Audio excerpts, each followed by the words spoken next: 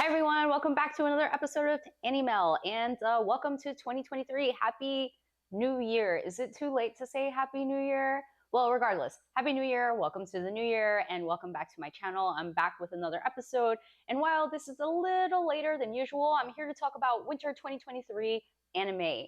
And as you may have already seen, a couple of episodes are out for a few shows, but I thought that I'm going to talk about it anyway, because I'm sure there are some on this list that you're not aware about, especially some of the smaller, less promoted ones. So let's dive into it.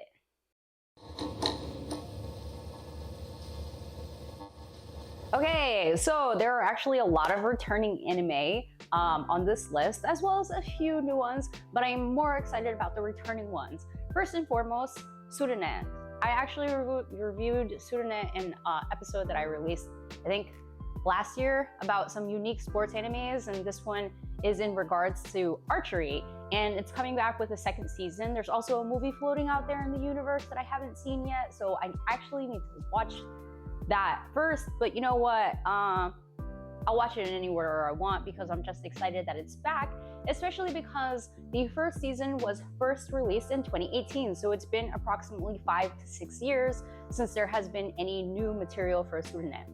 And it's basically a continuation of our main character overcoming target panic, and at the very end of season 1, if you haven't seen it yet, I'm sorry, there are spoilers, you should have seen it if you're watching my channel, but whatever. It's basically picking up, I guess, where our main character has gotten over his target panic. So we're continuing to see him grow in the sport and watching him actually perhaps compete a little bit better and actually see him accomplish more as he's already overcome some personal obstacles. Pseudonym is not the only anime show that's back after a few years without any content or material. Bungou Stray Dogs is actually back with a season 4, and it's been also a few years since they've had any new content. And from the looks of it, it looks like they have a bunch of conflicting factors. So one of these conflicting factors is that, and if you haven't seen Bungou Stray Dogs, I probably should preface this, is that Bungou Stray Dogs is basically a bunch of gifted people. They essentially have powers, supernatural abilities, and they work for an agency called the Armed Detective Agency. And as you may have guessed it from the name detective, they help solve crimes and mysteries and, you know, protect the government in their country against terrorists and gangs and things of that nature. So fast forward to season 4, it looks like, opposed to other seasons where there's always some sort of terrorist group or some sort of gang group that they're fighting against, it looks like similar aspects will be retained. There's a new terrorist group called the Decaying Angels that they're going up against, but additionally, they take on a case that essentially compromises them and puts them in a bad position against the government, and they're being hunted down by, I think, like a military police force or a government police force called the Hunting Dogs. And if you couldn't have guessed by the name of the show, Bungou Stray Dogs kind of speaks to the individuals, as they are a bunch of lost individuals with gifted abilities, and they find themselves at the Armed Detective Agency as a haven to be with other people like themselves. So the hunting dogs are hunting the stray dogs. I thought that was really cool, very interesting. But going back to the matter at hand, so we've got these two different opposing factors happening in this season. But as I mentioned earlier, there are episodes that are out already for a lot of these shows, including Bungou Stray Dogs. With Bungou Stray Dogs, there are two episodes out right now. And those episodes essentially are following around the main characters that helped start the agency. So it's kind of like in a flashback sort of situation where most things are in black and white. And Fukuzawa, who was a little bit younger at the time, but looks like he's in his like 30s perhaps, a little bit younger, but not too young. And he stumbles upon Rumpo, who's another founding member, and he is like actually really young at the time. He's like 12 years old. So upon stumbling upon each other, it seems like the beginning of season 4 is perhaps going to tell the story as to how the agency got founded, because they're the ones who have been there the longest and they kind of like run the agency. And with that being said, it feels like based on the plot where the agency is being set up essentially to be like dissolved, or it's kind of self-destructing. I think getting this feedback or this backstory on the agency seems to make sense in its origins to understand why, you know, the agency is being targeted at present day of the storyline.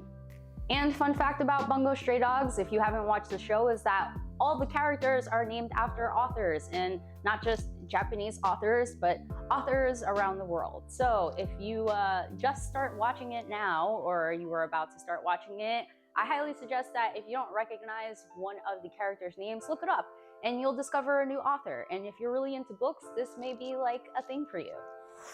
All right, and we're continuing on the train of name that anime that hasn't had content for like many years, and suddenly they're back with more.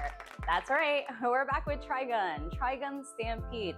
So Trigun Stampede is, I don't want to say it's getting rebooted.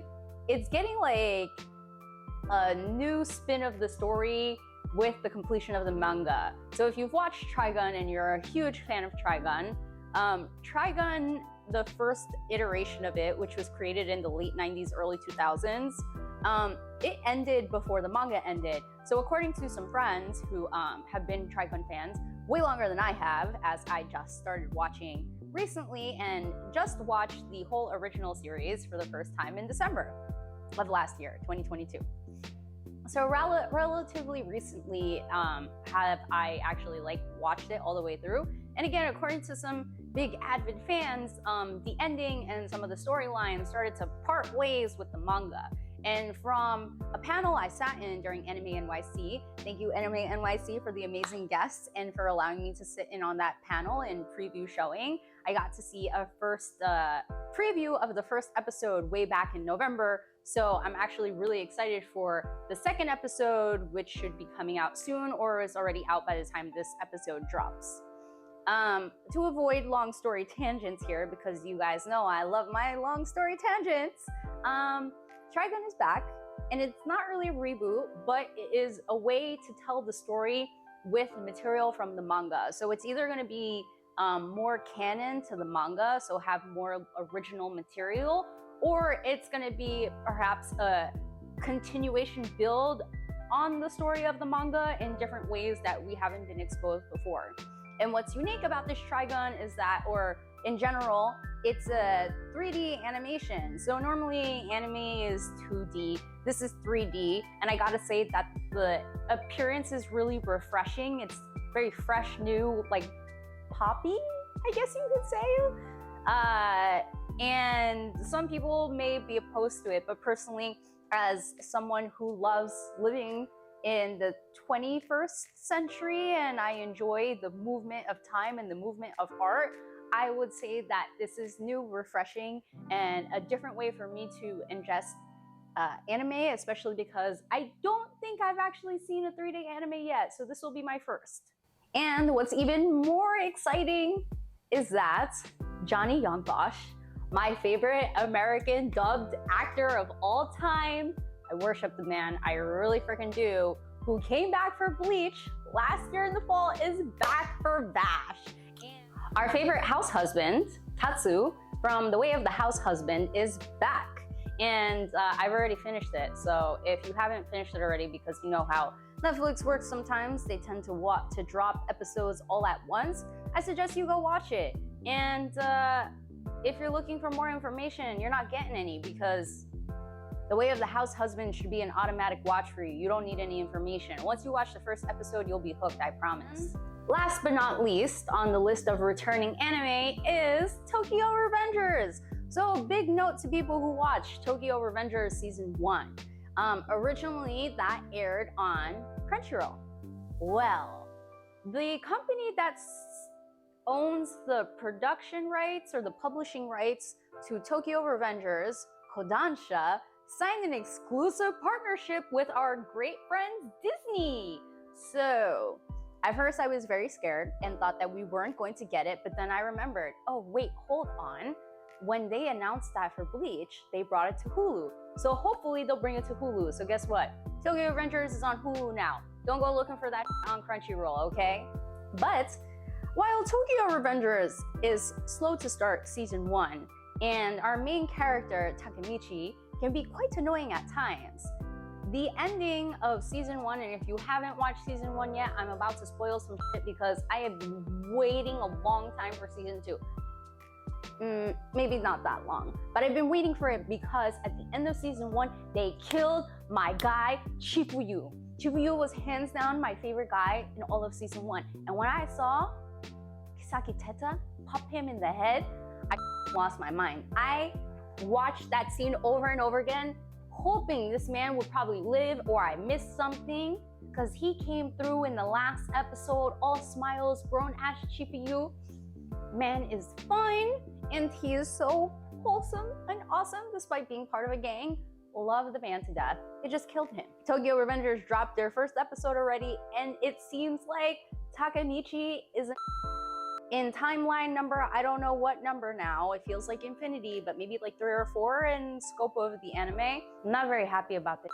This man better get his together. But in the events that follow, after Chifuyu is killed, Takemichi is saved by one of the old gang members from Toman, who you may remember from season 1 because he had some whole beef with Baji and created some whole bullshit within Valhalla. Well, guess what? Him and Chifuyu were collaborating, like in the current timeline, to help bring, Toman down, because how they are today is not how they want it to be. Long story short, Takemichi gets some information from like some people in his timeline or this current timeline that 1, he became a like I already mentioned earlier, and 2, it seems that in every timeline, Kisaki Teta managed to kill Hinata, which is the girl that he's in love with when he's a kid, and is killed in almost every timeline, and what starts this whole time travel crazy. But yeah, it seems Kisaki Teta has an obsession with Hinata and Takemichi, and I had to like rewind and listen to that again because I'm just like, why would he be obsessed with these two? I'm gonna need some backstory. If you guys don't get into that this season, I'm gonna be mad. Because you know what, Tokyo Revengers, I like you, but I don't like the way you be playing with me. Now for the good stuff. Not that the returning stuff is not the good stuff, but I feel like people come here for the new stuff. So Nier Ultima version 1A, I think that's like the full extent of the title, is not based on a manga, it's not an original either, and it's not based on a light novel, which is usually how anime is created. It's based on a video game. This video game was released in 2017 or 2018 on the PS4 and some version of the Xbox, and released, I don't know if it's the same game or a different version of the game, on the Nintendo Switch last year in 2022. So when I initially started watching this, and I was really into it because the animation just looks really dope and the character designs are like speaking to me, I was like, wait, what's going on here? Because I don't get the premise of the storyline. Like, we're just scavenging and killing robots, and it was giving me VV Florentine eyes because that's another AI android sort of situation where they're fighting to prevent the end of time or preventing the end of humans. I don't know, it's like not clear to me yet. So I watched the episode in full, and let me tell you, I thought I was like, I'm not gonna return to this again because you've given me nothing. You've killed both of the main characters and then revived them in the cloud. Okay, so where do we go from here? So brings me to my point is that at the very end of episode 1, because there's only 1 episode so far at the time I'm filming this, it ends with both main characters, 2B and 9S. They essentially are puppets, and they're talking to each other and kind of giving you, the audience, the premise of what the season will be about. And essentially, I guess from the video game, there are multiple endings within the video game, or multiple storylines in the video game, and they're going to address all those storylines in the anime. So now I'm like, okay, you've got me intrigued, because it seems like this is one version of how this could have ended. How else could this have ended? And I'm actually more intrigued to play the video game. So if the anime was created to make people buy the video game, it may be succeeding, because I'm interested now. Last on my list, but definitely near the top of my list in terms of things I'm enjoying this winter 2023 anime season is the ice guy and his cool colleague female, his cool female colleague. And initially, this was very much on the top of my list because this was another josei anime, something that I don't come across often. And josei essentially is content essentially geared towards older women, because it's not about people falling in love in high school, which is the majority of love storylines in anime, sadly. It's more about an office romance, and I was like, yes, this is gonna be my replacement for watakoi. There will be nothing that replaces watakoi, but it will help fill the void because I don't have a lot of adult romance anime that I can watch. So this is gonna be what fills my love void. And what caught me off guard is that it's not the traditional type of like romance. When the title says the ice guy, they literally mean the ice guy. This guy is a descendant of Yuki Onna, which essentially is a snow woman if you translate that into English. And there are characters in the office that he works with.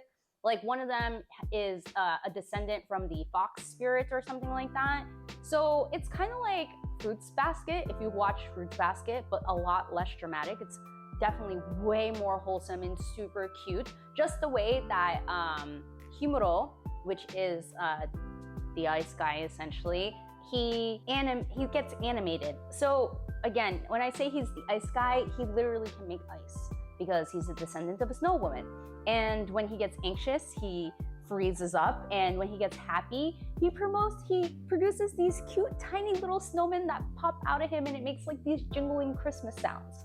So it is so cute and wholesome. I didn't expect it to be like this because I was like, wait, this is kind of like a little bit supernatural, but not so supernatural because everybody works in the office together. Regardless, that's gonna do it for me today. Thank you so much for tuning in and for rejoining me in the new year. I hope you had a great end of the year. I hope that your 2023 is going amazing so far, and I will be back with more content soon. And I hope, actually this year in 2023, what may be different and new is that I hope to bring people onto my channel to talk with me. So that's gonna be fun and interesting, a new challenge that I'm hoping to embrace and overcome. But for now, I will catch you next time. I'm Mel, the host of this channel, and I am your friendly millennial here to help guide you through the vast universe of anime and manga. Bye!